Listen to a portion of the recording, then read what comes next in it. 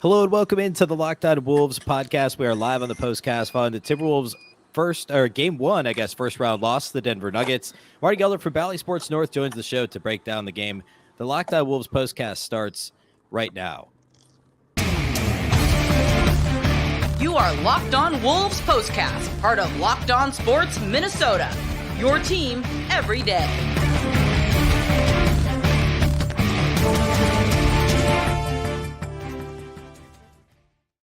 Hello and welcome to the Locked On Wolves podcast, part of the Locked On Podcast Network, your team every day. My name is Ben Beecken. I'm the host of Locked On Wolves. I'm joined by Marney Gellner from Bally Sports North. We're going to talk all about the Wolves lost to the Denver Nuggets in game one of the first round playoff series. And Marney, this one was rough. The Wolves competed early, but were down 11 by halftime. And then third quarter is when everything unraveled and ended up being a 29-point loss in game one. Not exactly how Chris Finch drew it up. Not how Chris Finch drew it up, and I don't think it's reflective of anything that any of us who follow the team closely, or even fans who've watched a decent amount of games, nobody saw this coming. There was no way to predict that this would be essentially a complete Denver blowout win. The Wolves, they just couldn't get anything going offensively. 37% field goal shooting was the season low. 80 points scored, a season low. And that is a heck of a time for those numbers to appear is in game one of the postseason. There's no way you could have seen this coming. Nothing was working for the Timberwolves tonight. Yeah, the shooting percentages are great. A great place to start. That's so crazy that I looked at those numbers. I was like 37%. What was it, like 30.6% from three, 56% from the free throw line? Like those numbers are just so absurdly low. And at halftime, you looked at it and it was like, well, they've actually defended pretty well. They did a decent job on Jokic in the first half. They did a really good job on Jamal Murray early. Nikhil Alexander-Walker was great early in this game. You felt okay about them being only down 11. And I think I even said something like this on Twitter at halftime, they're not going to shoot the ball worse in the second half. And I was kind of right. They shot the ball equally as bad in the second half. And turns out if you shoot the ball that poorly for an entire game, you're only going to score 80 points. That's not going to play against, the top seed in the Western Conference in a playoff game on the road. So I think the continued lack of an offensive rhythm has to be the headline here. Only scoring 80 points and shooting 37% from the field, that's not any one player. That's a system-wide failure in terms of an offensive unit. And hopefully it's just a one-game blip of a failure. Yeah. But there were, Jordan McLaughlin got a little run, Jalen Noel got a run, Austin Rivers got a run. You could tell that Chris Finch was searching for, does anybody have a hot hand tonight? And really at that point it was, you needed 3 or 4 guys all at once to catch fire. That's how far in the hole the Timberwolves had gotten. But it just felt like a constant search for, does anybody have it? Does anybody have it? And Karl Anthony Towns after the game was talking about his own poor shooting performance. And I honestly believe him. I didn't feel like he was just blowing smoke. He basically just said, we've been a good shooting team for long enough, and he in particular has been a good shooting big man for long enough that this is one game, this is the blip, this is not something that we think is long term or something we can't overcome. He said all the right things, but he didn't look like he was straining and searching for words and reading off of a piece of paper that somebody told him to say these words. I think it was just everybody having the worst shooting night we could have all at the same time. I don't know how that possibly happened coming off of the OKC game, which was one of the best and most efficient and effective and humming right along games we've seen the Timberwolves play all season. To have that on Friday night and then this on Sunday night was really just a complete head scratcher, but it's one game. And that's why it's a best of 7 series. That's the beauty of this, is the whole thing was not determined by this one game tonight. Yeah, and we talked about a little bit of a silver lining was that they started off pretty well defensively. They were only down 3 at the end of the first quarter, and it was kind of back and forth. Denver had a couple mini runs in the first, and the Wolves pushed back, and I thought responded well when, ultimately they, of course, did fold in the third quarter. But I think the initial couple of kind of punches to the mouth, metaphorically, of course, from Denver in the first quarter, the Wolves handled well. And then in the second quarter, it was just kind of the Wolves.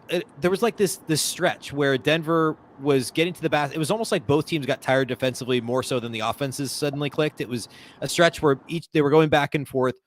And then all of a sudden, like the Wolves were in the bonus with 8.5 minutes left in the second quarter. Denver had already committed 5 team fouls. They were in the penalty.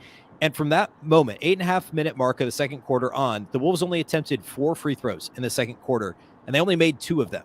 So they went 2 of 4, spending more than 2/3 of the quarter in the bonus, 2 of 4 at the free throw line. And that to me was when things kind of started to unravel, where it was like, okay, we really don't have a rhythm. We're just shooting, there were a few too many mid-range jumpers in there.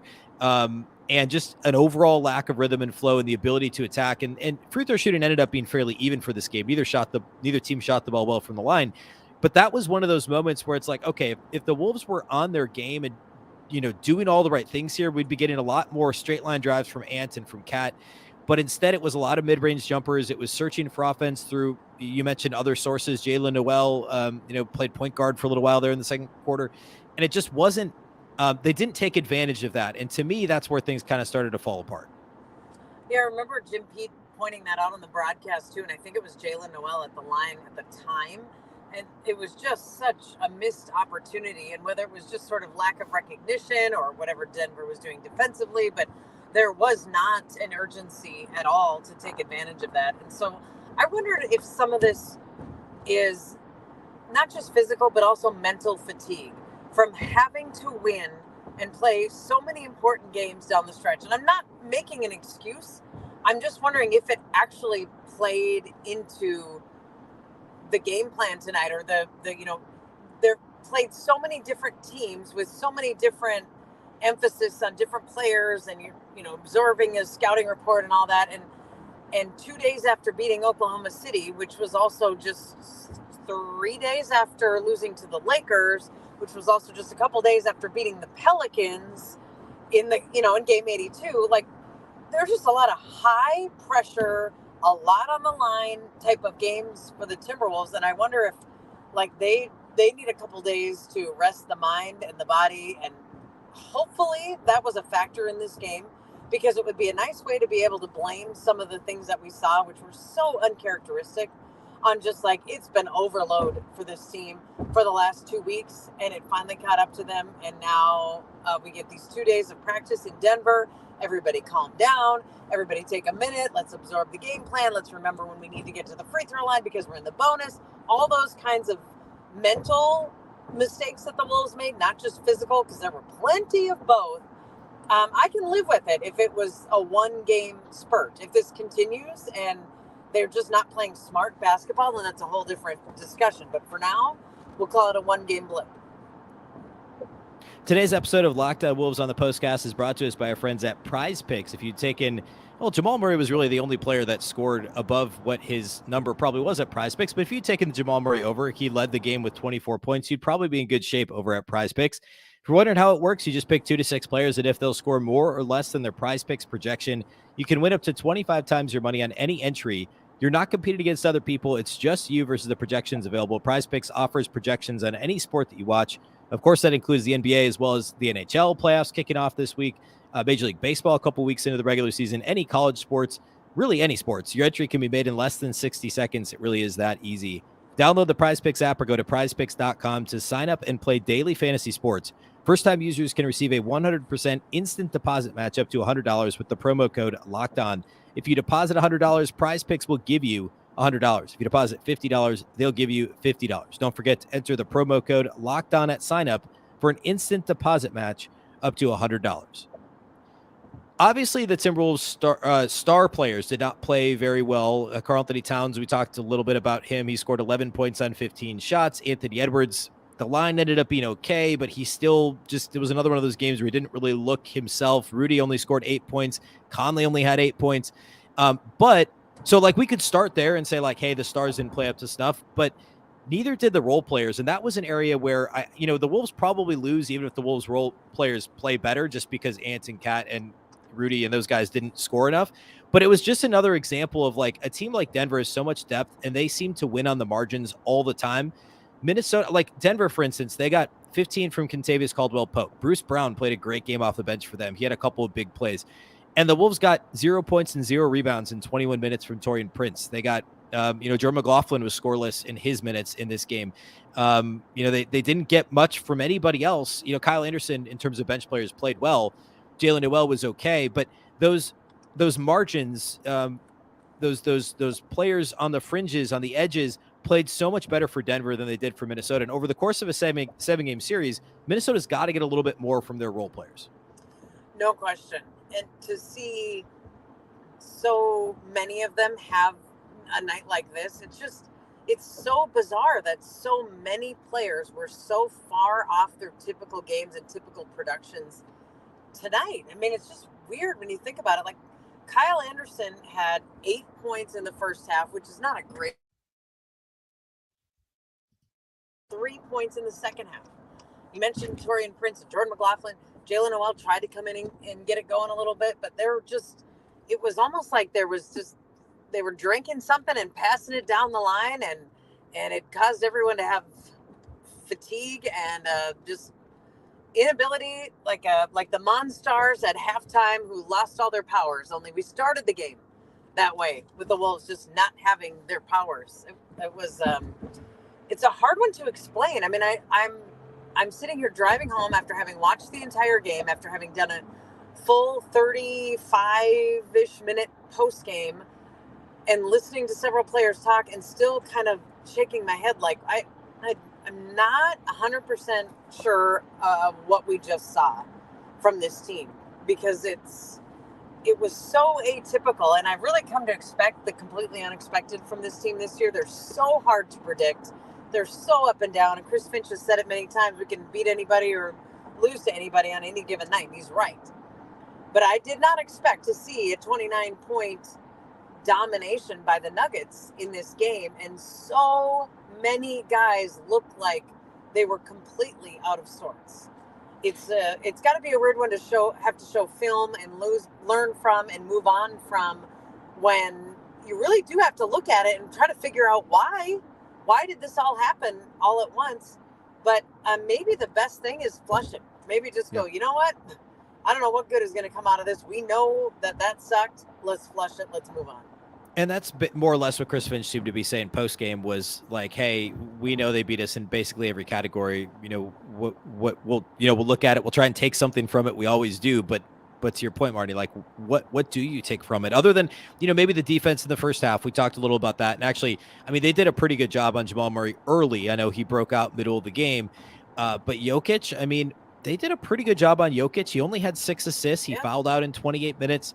And trying to make him be a scorer, he obviously did some Jokic things, but that's going to happen. I thought Minnesota did a good job there. Like there were some positives to take from the first half, not really anything from the second half. And you look at the game as a whole. I mean, Chris Finch said it post game, like the Wolves were beat on the glass by 16 rebounds in this game. They were beating the paint by 12 points.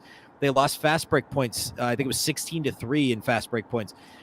There really was nothing from a box score perspective. They shot the ball terribly. Like, you can't feel good about this performance. Like you said, there's 7 games in this series, hopefully, or there could be up to 7 games in this series. You have to lose 4 before you're out. You don't get to flush too many, but I think that's probably the best move. And now with consecutive off days, to your point, like the Wolves played twice in less than 48 hours. The Nuggets have been sitting at home for a week. Now there's an opportunity to kind of regroup for Wednesday. So we're still 2 days out from game 2. And here's hoping for a much more spirited performance in Denver on Wednesday. Yeah, no kidding. And we had talked about, or we had anyway in our pregame show about rest versus rust, and the Nuggets being able to rest as a team, not having to play either the play-in games that the Wolves played, and the Nuggets not having to play these high-pressure games in the final couple weeks of the season either. They were resting guys and getting anybody who's banged up and needed a minute or two, needed a game or two, fine, no problem. I'm going to sit this one out. They were rested, And we were rusty. The Wolves were the team that were rusty, even though the pregame comment from Chris Finch coming in was, we feel like we're battle ready because we've been doing it for 2 weeks, and we played 2 games this week that, had everything on the line. And here the Nuggets haven't played anything, and just sitting there, hopefully getting cold. And that was not the case really at all in this game. So Ben, you and I, we're going to flush it. We're going to have 2 days of practice. They're going to be good. We're going to show up on Wednesday. We're going to look like a totally different team. Let's hope so. That's a 9 p.m. tip Wednesday, so 30 minutes earlier, which is fantastic. 9 p.m.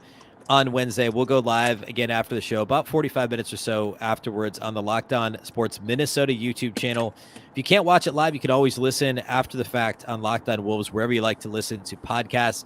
A big thank you for watching tonight. A big thank you for listening, and we'll catch you next time.